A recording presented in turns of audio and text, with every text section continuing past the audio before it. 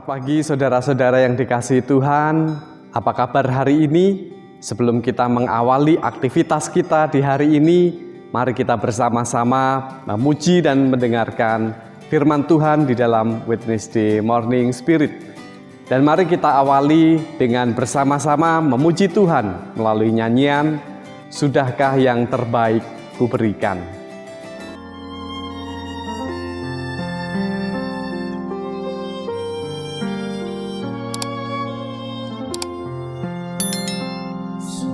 Sudahkah yang terbaik kuberikan kepada Yesus Tuhanku.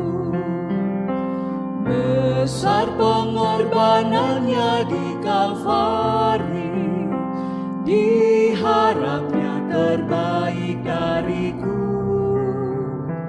Berapa yang terhilang telah ku cari, dan ku lepaskan yang terbelenggu. Sudahkah yang terbaik ku berikan kepada Yesus Tuhanku.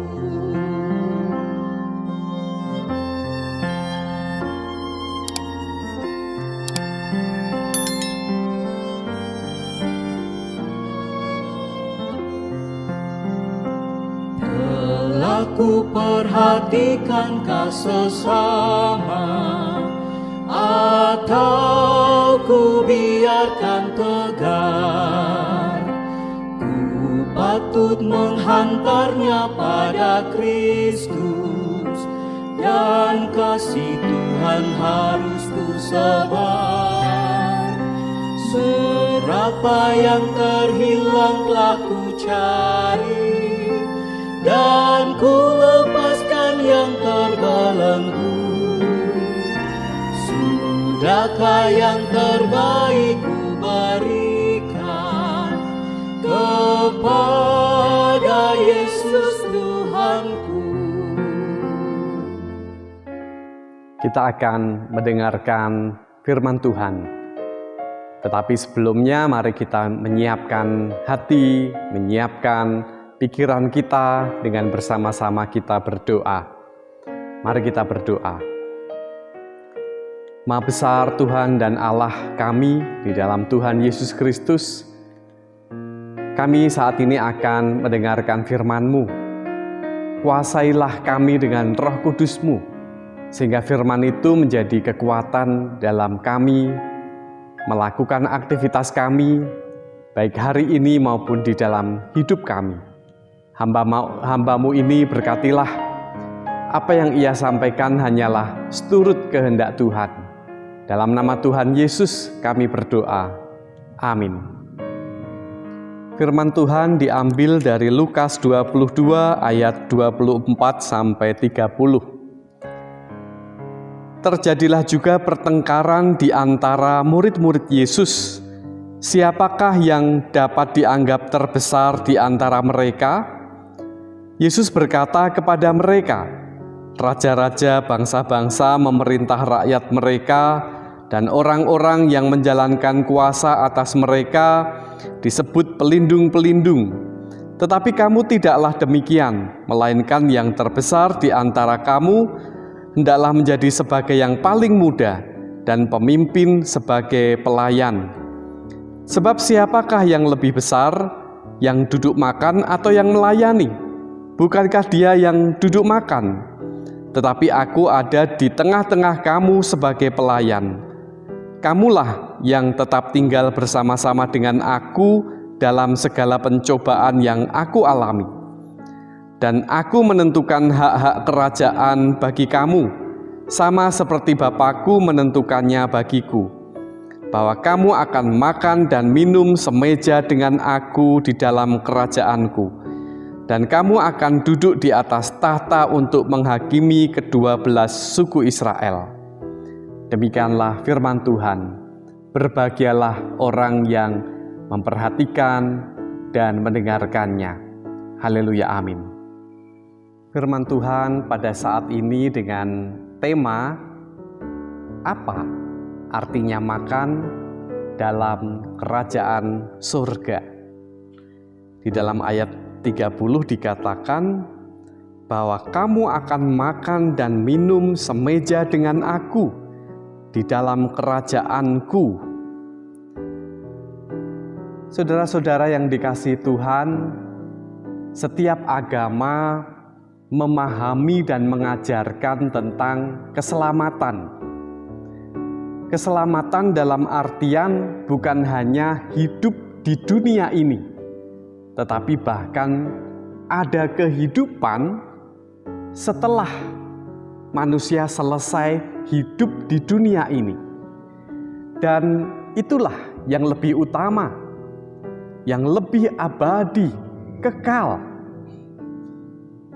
Dan itu sangat penting sekali. Termasuk di dalam agama Kristen. Keselamatan adalah di dalam Tuhan Yesus Kristus. Tetapi banyak orang seringkali salah di dalam memahaminya. Kesalahannya adalah ketika orang memahami keselamatan secara sempit. Sempit yang pertama adalah dia memahami bahwa keselamatan itu hanyalah berkaitan dengan hidup yang enak kepenak di dunia ini, sehingga menimbulkan pertengkaran, rebutan. Itu yang terjadi dalam teks kita, pertengkaran di antara para murid. Mereka ingin menjadi yang paling besar. Itu juga terjadi di dalam kehidupan leluhur antara Esau dan Yakub, dan kita bisa menemukannya di dalam Perjanjian Lama. Mereka berebut sesuatu, bukan saling mendukung, membantu mencapai puncak karya keselamatan, tetapi hanya berebut saja. Dan Tuhan Yesus mengajarkan kepada mereka tentang keluhuran nilai-nilai pelayanan, bukan masalah siapa yang paling besar. Kemudian sempit yang kedua, mereka menganggap bahwa itu hanya untuk diri mereka, bangsa mereka sendiri, seperti yang diklaim oleh orang-orang Yahudi. Bangsa lain tidak layak mendapatkan keselamatan. Nah, di dalam teks kita Tuhan Yesus menjelaskan secara berbeda, yaitu dengan makan. Apa ini artinya? Di ayat 30 bagian awal dikatakan bahwa kamu akan makan dan minum semeja dengan aku di dalam kerajaanku. Ketika seseorang masuk dalam kerajaan surga, bukan kok sibuk daftar dulu, bukan kok di sana ibadah dulu, bukan kok mengaku dosa dulu, tetapi di dalam teks kita dikatakan bahwa kamu akan makan dan minum semeja dengan aku. Ini menunjukkan keterbukaan Yesus tentang karya keselamatan. Itu adalah bagi siapapun.